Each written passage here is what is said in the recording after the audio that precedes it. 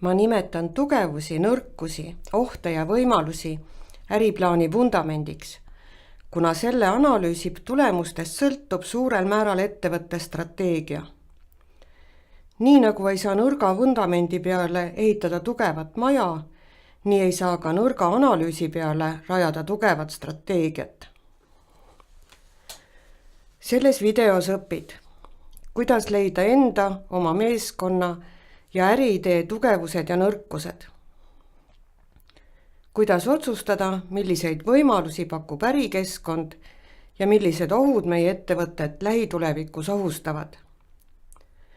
Kuidas neid analüüse, mida nimetatakse SWOT-analüüsiks, strateegia kujundamisel kasutada. Üks ja sama idee võib ühe meeskonna käes osutuda üliedukaks ja teise käes täiesti ebaõnnestuda. Sarnaselt võib ühes riigis edukas idee osutuda ebaedukaks või isegi võimatuks mõnes teises riigis. Seetõttu on äriplaani vundamendil sisemine ja välimine kiht. Sisemise kihi moodustad sina koos oma äripartneritega ning sinu idee. Sisemises kihis vaatame tänasesse päeva ja äriplaneerimise käigus planeerime selle kihi tugevdamiseks tegevusi. Välise kihi moodustavad ärikeskkond, milles sinu ettevõte tegutsema hakkab. Ärikeskkonda analüüsides vaatame tulevikku, et võimalikeks muutusteks valmis olla. Sellist analüüsi nimetatakse SWOT-analüüsiks. S on inglisekeelse sõna strengths esitäht ning tähendab asutajate ja äriidee tugevusi. V on inglisekeelse sõna weakness esitäht ning tähendab asutajate ja äriidee nõrkusi. O tuleb inglisekeelsest sõnast opportunities ja tähendab ärikeskkonna soodsaid arenguid tulevikus sinu äri seisukohalt. T tuleb inglisekeelsest sõnast threats ja tähendab ärikeskkonna ebasoodsaid arenguid tulevikus sinu äri seisukohalt. Tugev ja nõrk ei ole absoluutsed mõisted. Me saame hinnata millegi või kellegi tugevust ainult millegi või kellegagi võrreldes. Äriplaanis pole mingit kasu sellest, kui võrdled ennast naabriga või näiteks trammijuhiga.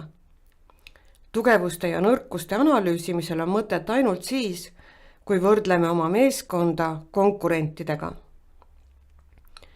Nii näiteks ei ole tugevuseks erialase hariduse olemasolu, kuna on üsna tõenäoline, et ka konkurentidel on erialane haridus. Tugevuseks võib olla see, kui oled töötanud väga erinevates sama valdkonna ettevõtetes või kui sinu meeskonna haridus on mitmekülgsem kui konkurendi meeskonnal. Kui oled veel noor, siis võid oma tugevuste tuvastamisel hätta jääda. Kui sa just elustiili ärisse siseneda ei soovi, siis soovitan asutajate meeskonda kaasata inimesi, kellel on konkurentidega võrreldes tugevusi rohkem. Võid proovida teha nii. Pane kirja kõik, mille poolest tunned, et suudad oma äriidee ellu viia. Seejärel tõmba maha omadused, mis on küll vajalikud, aga mis tõenäoliselt konkurentide ees eelist ei anna. Kui tugevused on kirjas, on aeg hakata nõrkusi kirja panema. Kas äriidee elluviimiseks on vaja mingeid teadmisi, mida sinul või ühelgi sinu meeskonna liikmel ei ole? Pane need ausalt kirja, kuna sul tuleb leida oma meeskonda nende teadmistega inimene või pead leidma võimaluse ise need teadmised omandada. Kui mõne oskuse puudumise maha salgad, on üsna kindel, et hiljem tekivad probleemid. Pea meeles, et ettevõtlusega tegelemine palgatöö kõrvalt on kindlasti nõrkus, kuna konkurendid saavad pühendada klientidele ja ettevõtte arendamisele rohkem aega. Soovitan äriideele esialgset hinnangut andes kasutada Porteri 5 jõumudelit, mis väidab, et igat ettevõtet mõjutavad ärikeskkonna poolt 5 jõudu. Konkurents, sisenemisbarjäärid, ostjate võim, varustajate võim ja asenduskaupade rohkus. See, millise nõrkuse annab äriideele konkurentide rohkus, on selge. Tegelikult aga tuleks uurida ka konkurentide kasumeid. Selleks kasuta riikliku statistika andmeid. Kui näed, et sinu tegevusvaldkonnas on palju konkurente ja nende kasumid vähenevad, ületab pakkumine nõudlust ja sellesse valdkonda sisenedes on vaja väga head ja unikaalset konkurentsieelist. Sellisel juhul on konkurentide rohkus äriidee nõrkuseks. Kui aga kasumid kasvavad, pole turu nõudlus veel täielikult rahuldatud ja sellisel juhul konkurentide rohkus nõrkuseks ei ole.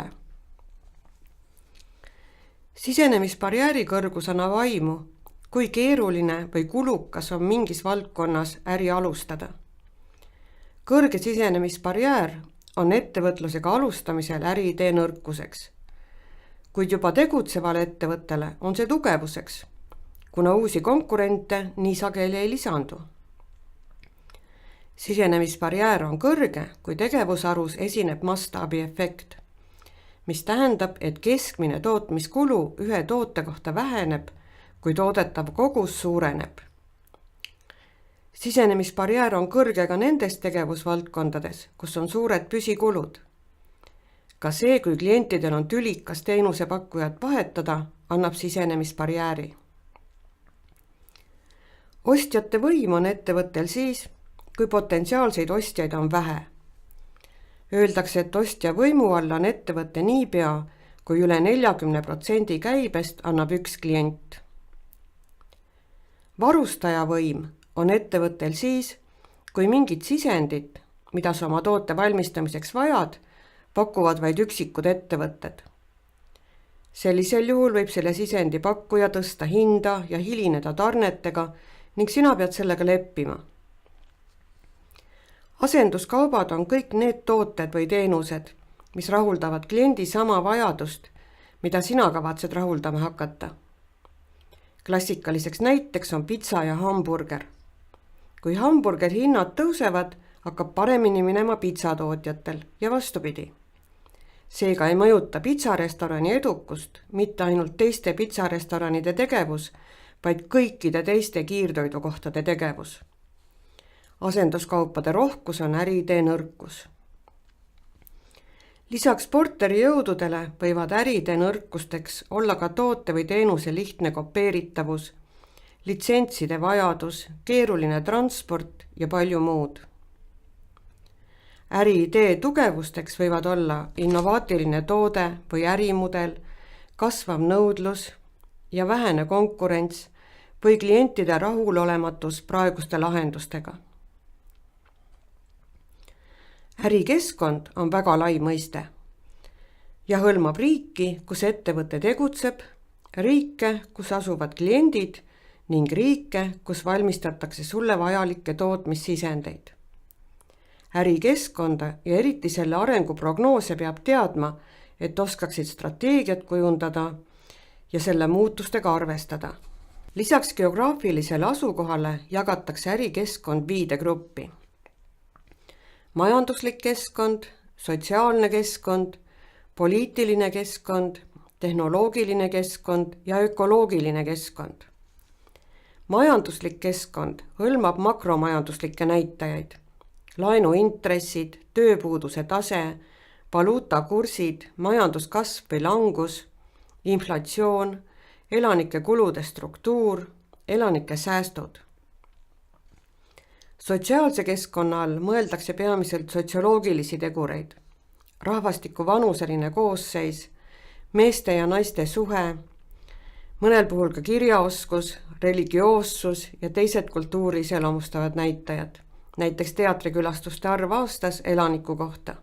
Poliitilise keskkonna all mõeldakse seadusi, regulatsioone, makse, kaubandusbarjääre, aga ka survegruppide tegevust ja julgeolekut.